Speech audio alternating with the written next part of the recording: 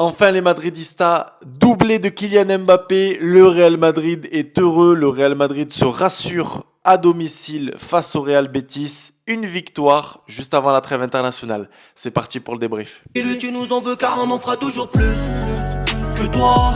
Voilà les Madridistas, j'espère que vous allez bien. Normalement ça va bien avec cette victoire. Rapide débrief de ce Real Madrid, Real Betis, entraîné par Pellegrini, ex-entraîneur du Real Madrid au Bernabeu, 21h30. C'était compliqué, j'ai douté jusqu'à la 60e minute, mais finalement le Real Madrid s'impose. Les buteurs, le buteur Kylian Mbappé grâce à son doublé sur penalty, grâce à cette faute obtenue par Vinicius. Et puis ce but magnifique, l'inspiration de Fede Valverde, la passe est superbe.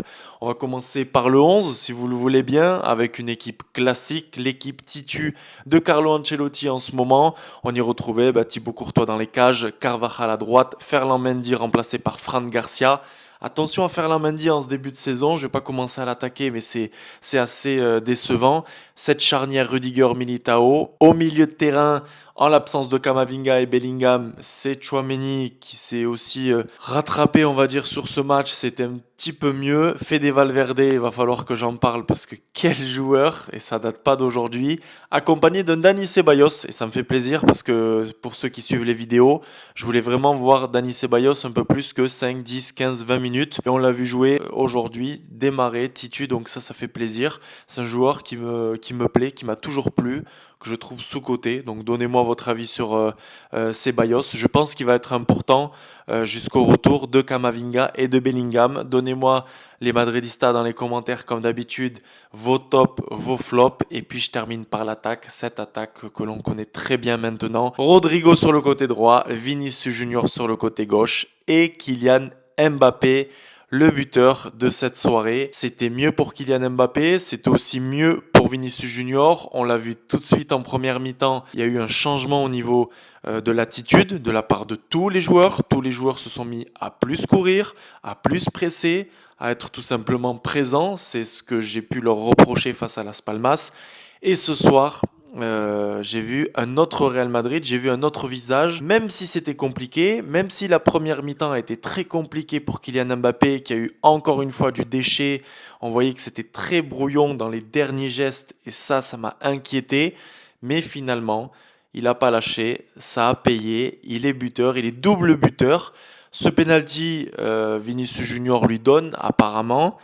Cette semaine, de toute façon, en conférence de presse, juste avant le match, Carlo Ancelotti nous disait que c'était aux joueurs d'être responsables, de se parler et qu'il n'y avait pas vraiment de tireur officiel.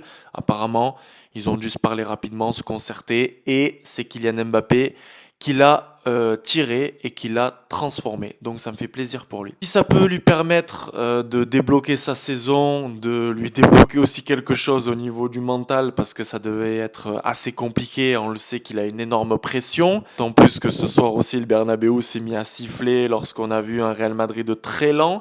C'est ce qu'on a pu observer lors des premières minutes.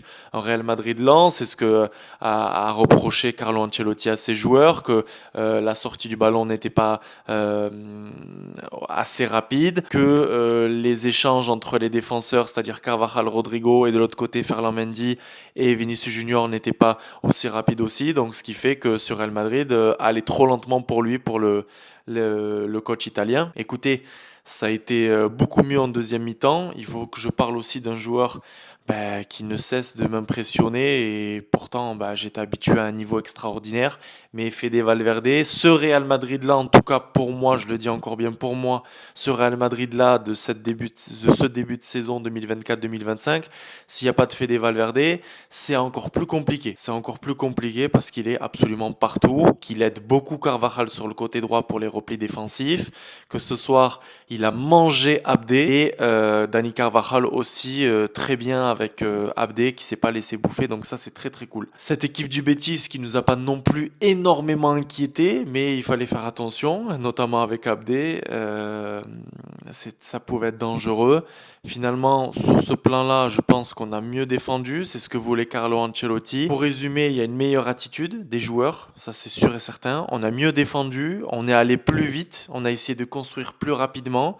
Kylian Mbappé buteur, on réalise un clean sheet, on n'encaisse pas de but, donc c'est plutôt positif. C'est pas encore ça, mais petit à petit, si on peut monter d'un cran à chaque fois, ben c'est cool. En tout cas, dites-moi ce que vous en pensez dans les commentaires. Je vais pas trop tarder parce que demain je me réveille très très tôt, les Madridistas. Mais voilà. Et après, au niveau des entrées, écoutez, ce Fran Garcia ne me dérange pas, disons. Je trouve pas qu'il apporte quelque chose de spécial. Je sais que Carlo Ancelotti l'apporte, le fait jouer, pardon, pour apporter plus de verticalité, pour aller encore plus vite, notamment avec Vinicius Junior sur ce côté gauche. Mais je trouve pas ça phénoménal. C'est Fran Garcia, quoi, après tout. Bon. Et puis, Hendrik, qui a pu marquer, qui aurait pu marquer dès son premier ballon, sur une passe magnifique de Brahim Diaz. Et j'arrive sur le sujet Brahim Diaz, qui est très très bon sur ce match-là. Son entrée fait du bien à cette équipe. Il a apporté beaucoup de dynamisme. Ça a été un bonheur de le regarder ce soir. Parce que face à Las Palmas, malheureusement, sa première mi-temps a été cauchemardesque. Il a été directement remplacé, il a été puni par tonton Carleto Ancelotti. Donc voilà, écoutez, moi, je suis plutôt rassuré parce que cette victoire, vous vous rendez pas compte à quel point elle fait du bien moralement, mentalement. Maintenant, c'est la trêve, donc il y a des joueurs qui vont voyager, il y a des joueurs qui vont potentiellement jouer les deux matchs. Je ne sais pas quel est le discours de Carlo Ancelotti avec l'ensemble des sélectionneurs.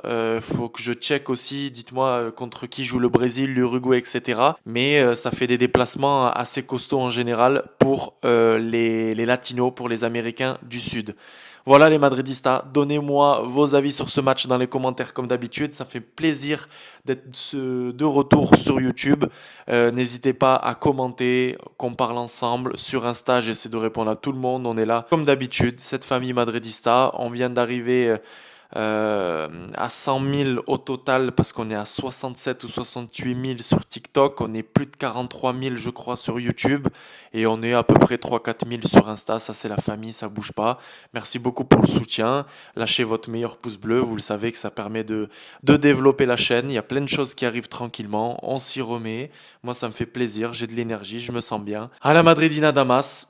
J'espère qu'on va continuer comme ça. Maintenant, c'est la trêve. J'espère que Kamavinga et Alaba et Bellingham qui étaient en tribune, qui nous ont fait coucou, vont récupérer, que tout va bien se passer et que peut-être on peut les revoir au moins à l'entraînement après cette trêve internationale, que je déteste. Je n'aime pas du tout les trêves internationales, mais c'est un unpopular opinion.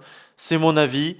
J'attends le vote dans les commentaires, les Madridistas. On se retrouve très bientôt pour une vidéo spéciale trêve internationale si ça bouge d'ici là. Et en attendant, à la Madridina Damas, comme d'habitude. Ah, ça fait plaisir de gagner, ça fait plaisir de gagner à domicile et ça fait plaisir de voir Kylian Mbappé buteur. Allez, ciao ciao les Madridistas, bonne nuit.